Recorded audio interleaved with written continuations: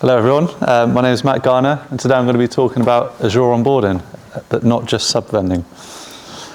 So quickly go through the agenda for today, start off with an introduction about me and Valorem reply, then moving on to why onboarding and not just sub-vending, the target model for this, so having day one ready Azure subscriptions, the journey to self-service, then look at the engineering under the hood, so code structure, components of it and pipelines. Then we'll finish off with some time for Q&A. So a bit about me. I'm a senior consultant at Valorem Reply, working in Azure, focused on mainly Azure platforms, landing zones, and onboarding using Terraform. And this talk is about work I've been doing with a government department. We're still actively doing this, evolving how Azure onboarding is being delivered. But I've spent the last few years working with clients on Azure, trying to scale, and one of the main things I always see happen is a bad onboarding experience, especially when things start to scale up. It just becomes slow, manual, and inconsistent as things grow. So today I'm going to talk about how we've approached this problem for this client, moving towards a more automated self-service onboarding model. Before I get into it, just going to quickly go through Valorem Reply and what we offer. So we are a Microsoft partner, cover a lot of areas in Azure there. See, I kind of stay in that platform area, but as you see, we cover a wide variety of things. We do have a big presence in America, a very large partner of Microsoft over there, and now growing into the UK as well. Okay, moving on. So what I mean by Azure onboarding and not just sub-vending.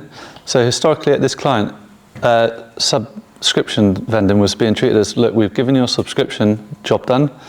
But what that means to app teams is, well, we can't really do anything with this. They need networking, they need identity, they need access to it. They need DevOps wiring. When we started, most of these pieces were being handled by different teams. It just made the whole onboarding experience very manual and fragmented. What I would say is, if your onboarding experience ends up being bad, it's your first impression of what you see of the platform. So if that's bad, it will just put a bad picture in your head. So it needs to be important that this is slick and smooth. Just like if you walked into a job and you turned up to a desk that's not even being prepared for you, desk is a mess, you might think, what am I walking into here? Compared to a nice clean desk, all your devices are ready. You'll feel confident that the company's nice and organised. So our task with this client is to move from that basic sub-vending process to a fully engineered, repeatable onboarding experience, and effectively starting to treat this like a product. So what we found with this, here's your sub in practice, is subscriptions are getting created manually, and then entry groups and RBAC are being applied case by case by client platform teams. Azure DevOps projects and just pipeline access was another ticket after that, another ticket for service principals. The networking setup was split, so app teams would create their VNets, but then it would come back to the platform team when they want it peered, just adding a coordination overhead really. We also saw sandboxes being treated as dev environments, so they ended up being long-running things, and that just introduced risks around controls and cost. And this just meant a lot of back and forth between teams and ended up having a lot of tickets just to deliver a subscription. So you don't want to see something like that just to get a subscription created. So our work with the client is just about closing that gap, moving from please open a load of tickets for your subscription to here's your day one ready subscription, it's good to go. So this target model we put together for a day one ready onboarding experience. So the idea is that every new subscription follows the same standardized pattern. So it's got the same networking approach, same identity model, same RBAC and identity is plugged in. DevOps wiring, login and baseline governance is all there.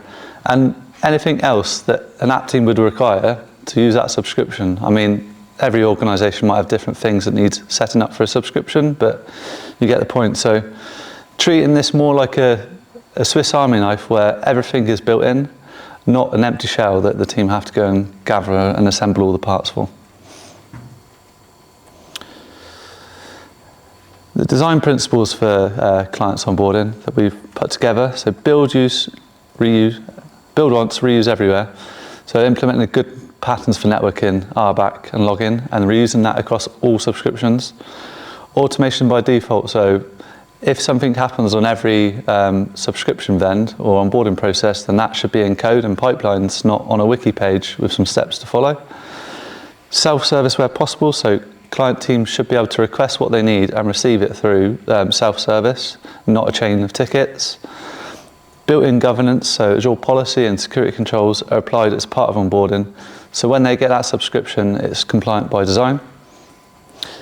And finally, starting to encourage that platform as a product mindset, so thinking about internal teams as customers of it, and that engineering flow as a product with a roadmap.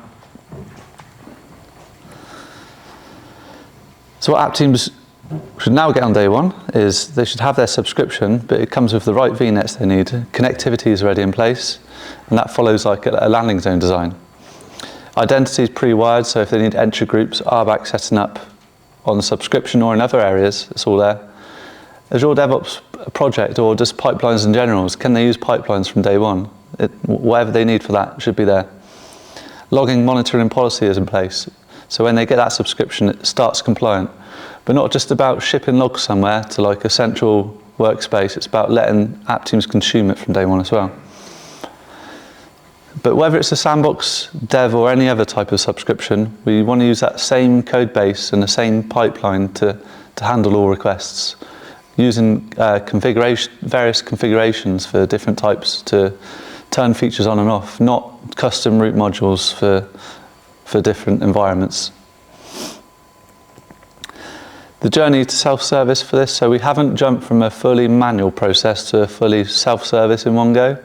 We're going through a journey with the client to get there, so we're moving from that manual ticket-driven process to pipelines and code, and then finally on to self-service. This is kind of the standard self-service model you'll see on Microsoft's documentation as well. You start off with a service request. That will go into your service management tool like ServiceNow. You go through some type of approval workflow, but once that subscription request has been approved, there'll be then automation which collects the data from it. So it's collecting the subscription name, might have VNet ranges in it, RBAC, who needs access to it, all this kind of stuff. And that is then automatically run through a request pipeline. What validates that request is everything there is needed to create that subscription. And if so, if it passes, it's going to then create a pull request against the onboarding repo, fill in a configuration file for that subscription. So it's got all the details about it on that pull request. And then that will get merged into code. And when that does, that will trigger the onboarding pipeline. So that's the thing that will go ahead and create the subscription, but not just do that, onboard it. So it's bringing all them other things in at the same time. So it's one deployment to get everything done. And the outcome is that subscription fully onboarded, day one ready. So moving on to components of onboarding now, about the pipeline and things included, but not necessarily a component, but a very important thing, I would say, is, this client had over 100 Terraform resource modules they managed and distributed out across the department, being managed by a very small platform team, but had a lot of app teams trying to use them. So the overhead of maintaining these was too big. So it ended up app teams needed new features on these modules, and instead of waiting for a pull request to merge it into the main branch, they would end up doing their own branches against the modules, which meant it'd be impossible to unpick like who's using what against these and try and tidy them up. So we got them to agree to move to the Azure Verified modules, the AVMs, which the Microsoft managed ones. If you don't know what these are, I mean, they're great. The Microsoft managed them. They're kept up to date by Microsoft. Good best practice embedded. So it just takes a lot of the workload away from you managing your Terraform modules. So win-win, really. However, when we did a gap analysis for that over 100 they had, there was about 10 or so that they needed to fill in them gaps. So what we come up for them is what we're calling managed verified modules, or MVMs for short. Trying to build them very similar to what you'll see an AVM will is built to. So that's using AZ API. Come with example folders that things app teams can quickly deploy just to test the modules out. Native Terraform unit and integration tests. So if people want to contribute back to these MVMs, they have to pass the test first. And finally, Terraform doc readmes. So in all the example folders or the root of the module, you'll see docs being generated by TF docs. So yeah, we managed to reduce that count of custom modules to manage down to about 10. And because the module structure and design is very similar, if an AVM comes out in the future which can fill in one of them gaps, it should be a very easy transition for naming purposes, and just for app teams to see the structure should be very similar. What we have actually seen since creating all these MVMs for this client is there has been some new AVMs come out which has made the transition very easier already. But moving on to the components of the onboarding pipeline we put together. Starting off with the core of it. So we use the sub-vending AVM module. So first of all, we create the subscription and we put it into the right management group. So day one, we have Azure policy assigned and keeping it compliant. Any networks they require, including peering to the hub, could be other things like route tables, NSGs, that kind of thing. Managed identity for their pipelines, set up any permissions that needs as well, and then budget alerting. And then if there's any other like standing RBAC, that module can handle that as well.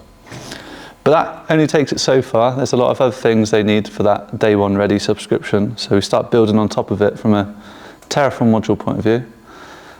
Next up is user access and monitoring. So majority of the user access is backed by PIM. So for any of them roles, we set up the PIM roles. That's if they require an approval when they activate it or anything like that. And then setting up the eligible assignments for them. Shared Bastion hub. So I mentioned it earlier. So Azure policy sends all the diagnostic settings for all the resources to the platform management log analytics workspace. However, they don't have access to go and run queries against it. And there was a big pain point here about having access to the firewall logs.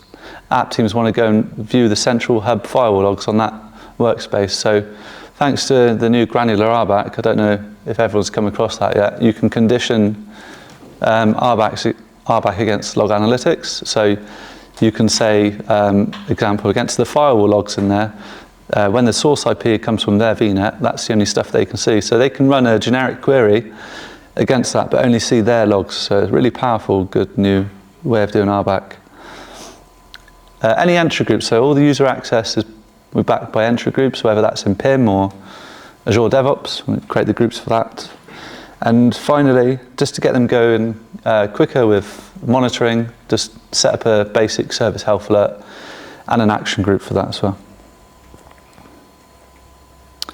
Moving on to pipelines, so yeah, they use Terraform here. So first up, we will create them a Terraform state storage account on their subscription with a private endpoint. It's good to see this actually raised on the Microsoft call the other day. There's a recommendation to do this because we already had this in. But yeah, this one's not an AVM yet because it's not on the AZ API. So we're using just raw AZ API for this at the moment, which is an important point. If you want to do all of this in one deployment, in particular things onto a new subscription, AZ API is the way to go.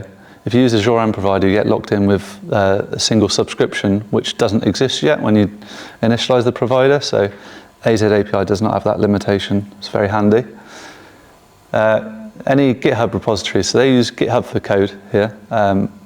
So what we do, create them a repository, not just a blank one. It comes from a template, so it's got a good Terraform structure to it. It's got an AVM resource group in it, and just an example module.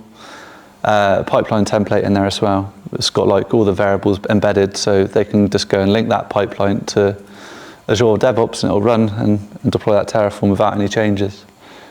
For the actual pipeline, so Azure DevOps, if they need a project, we'll create that. Not just an empty one. If they need a secure file for some SSH stuff they do, you can add that. A variable group, the important bit, linking back to that repo. So we'll put a variable group into that project which contains all the information about their storage account and subscription. So when they go and use that pipeline template, it just works because the variables are there. And then any service connections, so linking that managed identity to their project so they can actually deploy to it. But if they've got any other projects, we can put the service connections onto them as well. Then the final one here is managed DevOps pools. So this is deploying DevOps agents per subscription onto their application subscriptions. Microsoft managed the compute for these, so real good benefit there. You don't have to worry about patching or keeping agents images up to date. However, you can inject them onto your network, so win-win basically. Yeah, and the good, what we're moving away for this client is they have a shared central agent pool. It's hard to split up the cost, like who's used what on it. Whereas this is, because it's deployed onto their subscription, basically whatever they use the agents for, they get charged for. So really good benefit there as well. Future features we're looking at, they've got a big appetite about Entra self-service, being able to let teams create and manage their own groups and memberships for them as well. Potentially looking at admin units for this, so we could create an admin unit for them and give them groups administrator. But still to be decided, but it's just an idea to add on there. And private access, so from an end user device, how can they get to things like private endpoints? And what they use for that is they have Zscaler, ZPA. So what we're looking at there is, for every new subscription, there's a load of onboarding steps that need to happen in Zscaler. So we're going to use the Zscaler provider to basically automate them steps. So at the same time we create the subscription, we're going to do the Zscaler setup. So just going back to the start, you see, if you're purely just using that AVM for sub-vending, I mean, it's great. It does that core of it, and that is fine for some use cases. But to get that day one ready for this client, there's a lot more to it. We don't want any back and forth on tickets. We want everything there for them on day one, and that's really important for self-service. Moving on to another feature. This is not really part of the pipeline, just what the code gives us is subscription lifecycle. So as we create the subscriptions in Terraform, we can now manage them all the way through to decommissioning that way as well. The real benefit of this is being able to offer proper ephemeral sandboxes, so short-lived things. So when time's up for a sandbox, we've got an automated way to clear them up without any manual intervention. Code structure. So from an engineering point of view, we've kept this code as basically as simple as possible, intentionally that way. So it's a single Terraform code base which handles all the different subscription types. Each subscription will have its own state file to limit that blast radius, but just to make it easy to understand as well. I don't want lots of module calls doing the same thing, basically. And Terraform vars is driving that difference between the environments. So when Terraform gets initialized for dev, for example, if it was dev app 1, that TFR file will get called. However, if you see in each of these folders, there's also a shared TFRs, and that's like environment-wide values to avoid code being duplicated across all these TFR files. Anything for dev, what's a shared variable value, will get put into the shared one. So for each of these, the shared TFRs always gets called alongside the app-specific one when Terraform is called. To stop things getting deployed onto like sandboxes, you don't want all that for a sandbox, all them features I've shown you. It's all on feature flags in code, so Terraform count, for example, to turn things on and off. And then on that shared sandbox.tfrs, a lot of things might get turned off. So that's how we deal with that. The pipelines for this. So we've got split responsibilities in two main pipelines, I would say. The single sub or onboarding pipeline is like the main one. So this is used to create new subscriptions because it targets one subscription at a time, one state file, one TFR file. However, that's all well and good, but what we want to do is we want to do that subscription lifecycle, so managing it while subscriptions are active and all the way through as well. So think about, we want to roll out a new feature, so all our subscriptions, we need a way of easily rolling that out. So we have an all subs or fleet management pipeline which can run Terraform jobs against all our subscriptions that have been created. So managing the estate at scale. This pipeline's got a promotion model, so all the dev subscriptions get the new features first, and then if that passes, moving on to staging, and finally production, trying to protect prod as much as possible, good practice there. And then critically, all of this is like on pipelines with pull requests. We're not doing this on local Terraform runs, we want that full traceability on pipelines. and just that clear audit trail. So I'm going to swap over just to give you a quick example of the code and just a new feature I come across in Terraform, which is really good for module testing. So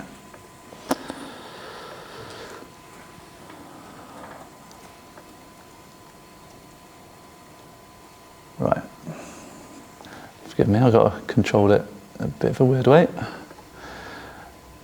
Right, so this is that structure I just showed you on the slides. So for a standard vend, the team would come into the vars folder, and then the vars are split out per environment. So dev is the one where you get the most. So this is their first environment where they're going to be doing pipelines from. So this is when they want their Azure DevOps project. They want a GitHub repo. So I'll show you this one. It's probably the best example. In these folders, there's a template.tfvars. So this is a thing they can copy, and it's got like pretty much everything in there they need. So just to make it as easy as possible, they can make a copy of this file. And then it would be renamed to be what the sub's called. So sub dev user group. Cool. And then there's comments along the way where things need to be renamed. So app name, for example, this gets put into a lot of the resource names and stuff like that. So I might call that user group there. The subscription name itself. And then they just got to follow through reviewing the TFRs, but this is the standard setup for that environment. So not much should need to be changed really. It's more just subscription specific things like the VNet range they might want there. So whatever's been allocated to them in IPAM would get brought into here. And then their first subnet for private endpoints there.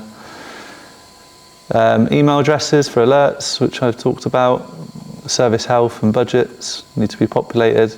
And then the rest of it, if it's the agreed, they don't want anything custom, the rest of it can just be left alone. Like that is the standard, for example, the standard RBAC that the app team will get. So it's only on ad hoc additional requests. If they want something else, then this needs changing. But yeah, that's the setup. So what they'll do is they'll then push that branch up, raise a PR, run a plan against it just to make sure it all looks right, and then approval, merge, and then run the pipeline through again to create it using the Terraform apply. So that's that. And then last thing I wanted to show was one thing I always had a bit of concern about with Terraform, especially trying to keep things simple with one root module, is if there's a new version of, for example, the AVM sub-vending module comes out, if I wanted to test that out, and say if I updated main, that could potentially get rolled out straight away to all my environments if the pipeline gets run. I want to protect prod as much as possible, and thankfully we can now do that with the upcoming release of the new Terraform version, which introduces constant variables. What they look like from a variable point of view is this new line. So const equals true. What this means is it's a variable set at compile time. So what that means in Terraform is Terraform, when it gets initialized, and after that point you can't change it. So you can't set it on a Terraform plan, for example. It has to be done on Terraform initialize, and that's it. So for this example, my default there is 0.1.1. So I'm just going to copy that.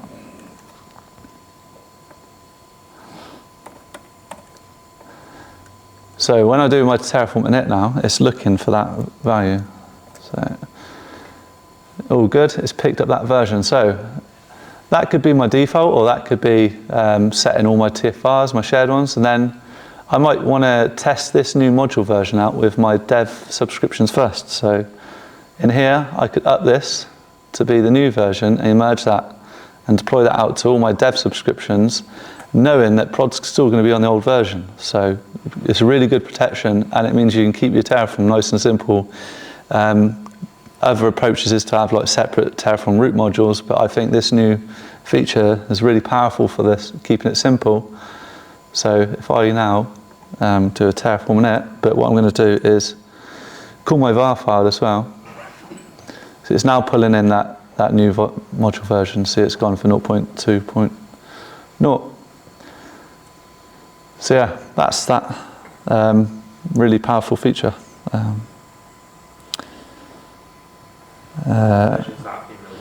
It's the new one coming out, so 115. yeah, I think so. Yeah, I think that's it. Yeah, and that's it. Thank you. Any questions?